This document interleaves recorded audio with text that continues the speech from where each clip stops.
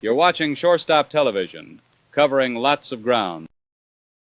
All right, welcome to episode one of The Dugout. I'm here with Luke Backman. He's the creator and host of the Never Drop podcast. I've known Luke since I was about 12 or 13. So, Luke, tell me a little bit about the Never Drop podcast. Yeah, so good to be here. Thank you for having me, Of Carson. course. Honored to be on the dugout, in the dugout, one might say.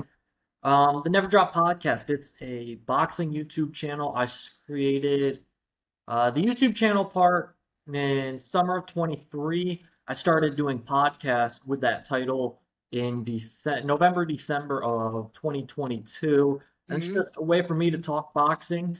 I don't have too many friends that are boxing fans, so it was a way for me to just do that exactly that, talk boxing. If anyone on the internet wants to, chime in and talk boxing with me, I'd be happy to do that. It's kind of turned into something where it was once, it's still a hobby and was once just, a hobby. It's turned into something I take pretty serious and, very proud of, and it's a passion project.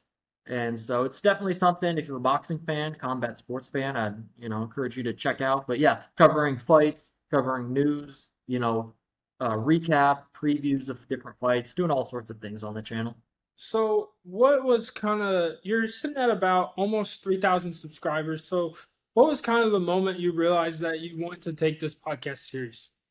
Yeah, so originally I was just doing audio on Apple Podcasts, Spotify Podcast, and then I realized, hey, people aren't going to just be searching, the search engine for podcasts apps and platforms is not the same as it is for YouTube. So I actually went to Gervonta Davis versus Ryan Garcia, the fight in Las Vegas in 2023, and about a week after the fight, I was back in my apartment at Syracuse where I went to college. Go Orange, I should put in there. Um, and I was like, hey, I got this video of Chief Keef walking out Tank Davis. I like that. Like, I'm like, people on YouTube might like that. I already have this YouTube channel set up. Why don't I put it out there? Put it up, does about 20,000 views in the first week, and I realized, hey, you know what? The search engine, that what I was talking about earlier, YouTube is the platform for that. So why don't I just kind of make this YouTube channel my thing? And then there was a fight about a month later, and I had done my preview and recap for the fight, and that had done, I was doing about 3, 4, 5, 6 views on YouTube. That video did about 100 views previewing the fight, and then 150 recapping the fight, or something along those lines. And I realized, oh, yeah, this is the YouTube. This is what I should be doing. This is the search engine. And right around there was May or early June of 2023, and that's when I flipped the switch and I was like, hey, this could actually be something. That's when I started to take it semi and more seriously. So, how do you stay up to date with all the latest fights and fighters that are, like how do you stay up to date with all that kind of stuff? Yeah, keeping up with social media, mainly X or Twitter, whatever you want to call it. Obviously following favorite fighters, following journalists, following just promotional companies, and getting the inside scoop, or seeing who's reporting what. There's a lot of rumors in boxing, so you got to take everything with a grain of salt until the fighters themselves confirm it. But it's just like with any other sport. I'm a Yankee fan, I'm a Knicks fan. Whenever those teams play, my Twitter feed is, all those teams. Same with boxing. If it's fight night or there's a big announcement coming, my feed is all of that. And then, of course, I'm also, a fan of the sport. So I listen to podcasts. I, watch fighters whenever they do interviews, just taking in as much content as I can for the sport. That's how I really keep up with most of the sport. So, who's kind of like a big fighter that you're paying attention to right now as of this current moment? At this moment, a fighter, he's one of my favorites, and I think he hasn't got his huge opportunity. He's been knocking and knocking and knocking on the door, and he just needs that one fight to really kick in the door. That's David Benavidez. He's been fighting at 168. He's now in his third fight at 175. He's a fighter. He's called out Canelo Alvarez, one of the most well-known boxers. For casual fans, they know who Canelo is. And for boxing fans, he's an all-time great. Benavidez has been calling him out for 4 or 5 years. Canelo doesn't want to take that fight, so he's had to go other routes. And he said, hey, Canelo, if you're number one, I'm number two. I'm going to defeat number 3, 4, and 5 until you fight me. Obviously, that hasn't come to fruition, but David Benavidez, his thing is, I'm going to give the fans the fights they want to see, and I'm going to deliver. He's incredible. He gave us a potential fight of the year back in February against David Morrell. One heck of a fight he didn't have to take, but he took and won. And then he's fighting again in November. David Benavidez quickly over the last 2 years, 3 years, he's climbed and risen up my favorite fighters. So I'm excited to see him. And again, he's scheduled to fight on November 22nd. So I'm excited to see David Benavidez. So who do you think is a fighter that people may not look at first, but you think definitely has potential in the future? Yeah. Fighter. I think I'm gonna go with a prospect here. I talked to this guy, and a lot of people, prospects, they might not, they fly under the radar, excuse me, for a while, just because obviously they're newly professionals. This Mhm. one prospect I talked to, I interviewed him. I was floored by the professionalism and what he does in the ring is legit. That's Scooter Derek. Let me say that again. Derek Scooter Davis. Everyone calls him Scooter. Scooter, he's I believe 6-0 or either 7-0 with all of them being knockouts. He's delivered ridiculous amounts of knockouts. I just saw he announced another fight. He trains in the DC DMV type area. I think he's more DC with Barry Hunter. He trained with Gervonta Davis in preparation for Tank's fight against Lamont Roach in March.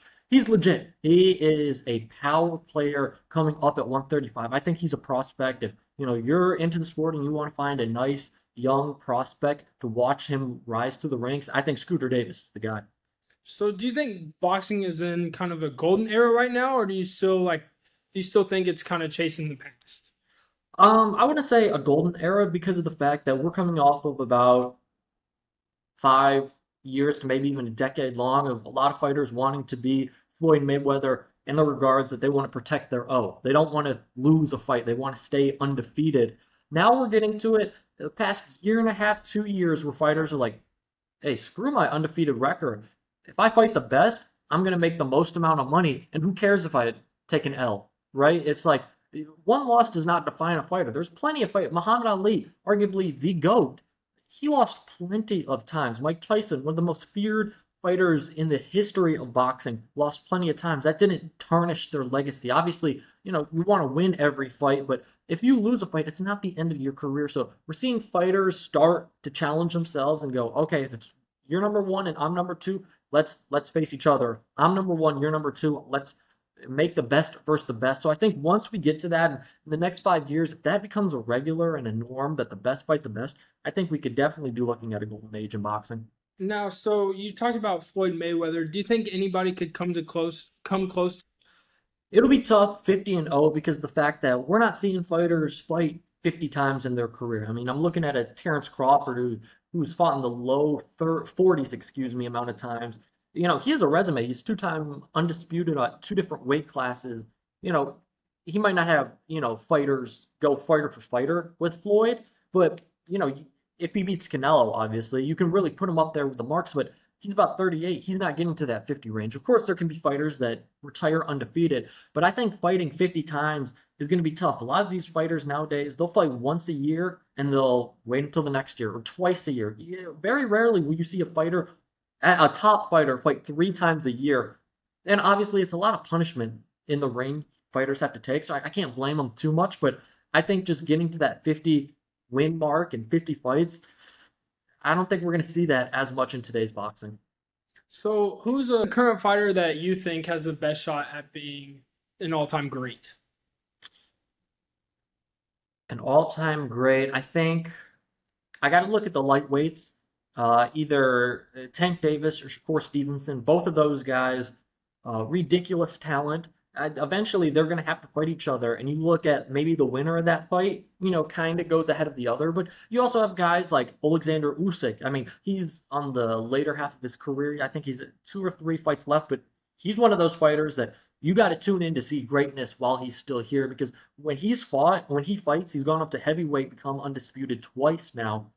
He is incredible. He's the clear all-time great. Terrence Crawford, even if he loses to Canelo, he's an all-time great. But the young guys like Gervonta Davis and Shakur Stevenson, even though Tank is a little over 30, Shakur's just under 30, those guys, they still got a lot to prove in their career. But if they do it right, they can definitely cement themselves as one of those all-time greats, even if it's just in their division. 135 has always been a historical division. I think those two, off the top of my head, another maybe Virgil Ortiz. If he gets some opportunities, he could be a great fighter. We got to see, and let's have the best fight the best to figure this out. So you've always had some love for Gervonta Tank Davis. So would you say that he's a boxer that made you fall in love with the sport in the first place, or kind of how did that work? Yeah, so I'd say actually Tank Davis's mentor for a little while. They're on the outs now, but Floyd Mayweather. I fell in love with the sport with Mayweather versus Pacquiao. That fight got me into boxing. That fight in particular, the trash talk. Well, granted, there wasn't much trash talk, but looking back at Floyd's career in anticipation for the fight, seeing the trash talk, the build up for that fight, people who weren't boxing fans tuned in. I think that fight did 4.6 million pay-per-view buys, something that'll never be broken ever again. After that, though, I got to give credit to Deontay Wilder. He's a heavyweight from America. There's periods where, Floyd's a defensive fighter. He doesn't always have the most exciting fights. I was in and out of boxing. I was watching Floyd whenever he fought, but then I got hooked on Deontay Wilder, knocking everybody out. Deontay Wilder really kept me in the sport, and then you learn guys of like Tank Davis, then Earl Spence Jr. I'm from Arlington, Texas. Earl Spence fought at Cowboy Stadium in Arlington, Texas, plenty of times. That was my first fight I went to against Mikey Garcia in Cowboy Stadium. He really turned me. He's become my all-time favorite fighter, hometown guy. He really switched me from just being a casual fight fan to, hey, 2022, let me become a hardcore fight fan. So Floyd, you talked about Floyd earlier, and Floyd participated in a fight against Logan Paul some years ago. And so I was wondering kind of what your thought on the whole influencer era was. Like influencers fighting, maybe some old-timey boxers that may not be in their prime anymore. Just influencers fighting other influencers. So what's your kind of take on that? Yeah, I don't have a problem with it when it doesn't interfere with actual boxing business. Like Mike Tyson versus Jake Paul, ridiculous. Fight should have never been sanctioned in the first place, but it's Mike Tyson who's 58. He's a man. He can make his own decisions. If he wants to make $30 million for 20 minutes of action, go right ahead, Mike. That's not going to diminish Mike Tyson's legacy to me as one of the baddest men to ever walk in the ring. So my problem is like Tank Davis and Jake Paul were at like the 5-yard line for a fight November of this year if Tank didn't draw against Lamont Roach. That's the problem. Like Tank Davis, I'm a fan of him, as you can tell through this episode so far. He's got plenty of work to do in his own division in boxing against Shakur Stevenson against these other guys. No, you don't need to be fighting Jake Paul. So I have a problem when it crosses over and messes with the real boxing. But hey, if everyone stays in their lane, I don't have a problem. I know people like KSI fighting, the Misfits boxing promotion and everything. Hey, if it brings in new eyes to boxing, I hope those new eyes look at the real fighters as well and the legit and professional fighters and fall in love with the sport as well, as much as they do with the influencers that they're watching box. So you've seen a lot of boxing in your 2-3 years that you've been doing this channel. You from New York to LA to Vegas. So who do you think is the most overrated boxer that you maybe have seen, or maybe not overrated, but not lived up to the hype that you've thought? It's a good question. See, I talked about Shakur Stevenson earlier, but he made me eat my words because Shakur, for a while, was having a lot of boring fights. There's a video on my channel after Shakur fought Edwin De Los Santos, November 23, I believe, where I titled it, recapping the fight, this is the worst fight I've ever seen, most boring fight I've ever seen. And Shakur had a few of those fights. Shakur made me eat my words. I was in New York City for his fight on July 12th, his best performance of his career, and it made me want to see Shakur Stevenson fight again ASAP. Another fighter, I'm a big fan of this fighter, but he's underwhelmed me both of the times I went to see him, is Jerome Boutinnis. I'm not saying he's overrated, he's just underwhelmed me. I've gone to Philadelphia to see him fight twice. One was against David Avanesian. Did what he needed to do, stopped him in the 5th round. It really wasn't too much of an exciting fight. He was getting hit a lot, so I was like, okay. And then I saw him again last November, and in that fight, he went the distance with a guy that was tough, but Boots probably should have put away in. He shouldn't have been fighting. It was boxing politics promotions. He had to fight the dude a rematch again. It was kind of a waste of time. And so both of those Boots fights I've gone to, I haven't been too impressed, but the one I didn't go to in April, he put on a showing, incredible performance. So, he's not overrated, just I've been whelmed when I've seen him live. So, which weight division do you think is the most exciting currently at this moment? Yeah, so I think at the moment 154, it has a crazy amount of depth in it from the champions Sebastian Fundora, Xander Zayas, Bakram, Mortalovich. I believe that's how you pronounce his last name. I always mess it up. And Terrence Crawford, who's going to vacate his belt to go up to 168. But you also got guys like Boots Ennis, like I mentioned. Keith Thurman, who's I just did a video on him and Sebastian Fundora potentially fighting. Virgil Ortiz. If Earl Spence Jr. ever wants to come back, he'll enter the division. Tim Zhu, even though he just lost a month ago. I think that's the deepest division out there, but I also got to give credit to 135. I think the two names, the star power at 135 between Tank Davis and Shakur Stevenson, I think that is arguably the biggest American fight you can make, Tank Davis versus Shakur Stevenson. So you got to give some love to 135, the lightweight division as well. But I think overall 154 is the most deep division. These guys just got to start fighting each other. So we've talked about how you've seen a lot of fights in your few years that you've been doing this. So what's a fight that you think was probably robbed or scored completely wrong? And Yeah, so I actually just rewatched this fight a few days ago, and that was Canelo versus Triple G, the first one. They had a trilogy. I rewatched the first one. I believe that fight took place in 2017. Hey, I thought then, and I was about 14 years old when that first fight happened, 13, 14, one of the two. I thought Triple G won that fight.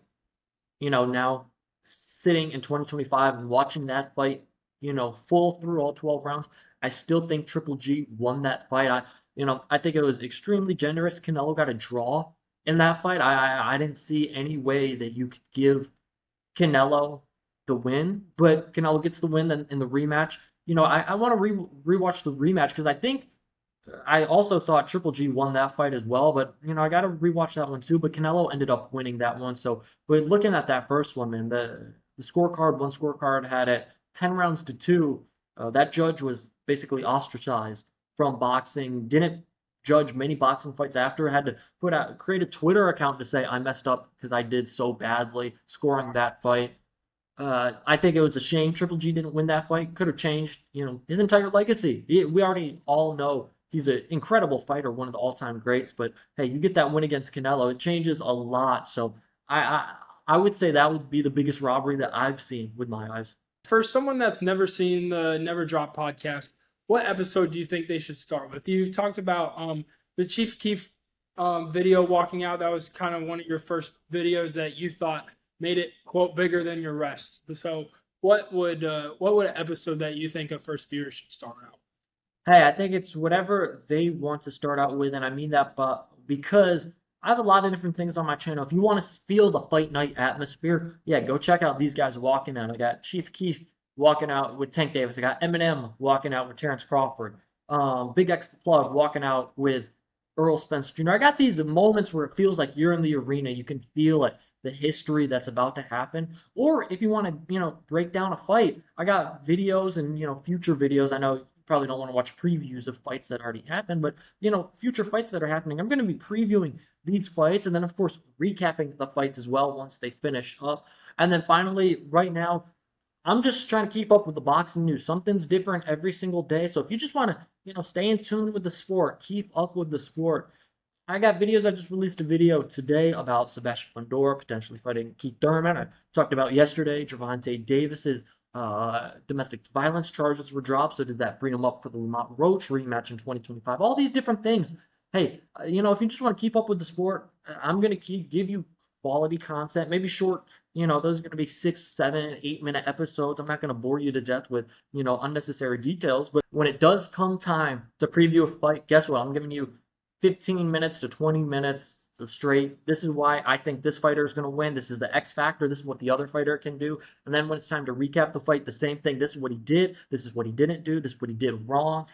So it's really up to you. I got a lot of different variety on my channel, and I'm looking forward to whether being at the fights and covering them there or just being at home, whether it be live streaming. I just started live streaming, some watch parties during these fights. So it's whatever people want to do. I got a lot of different options. I, invite them if they want to come out and check it out on my channel. Feel free to. So, what's a fight coming up that you're most excited for and why? Yeah, you asked me about my favorite fighter at the moment or one fighter I'm looking forward to. It's got to be the November 22nd card in Riyadh, Saudi Arabia. That's a card that has about four 50-50 matchups on it.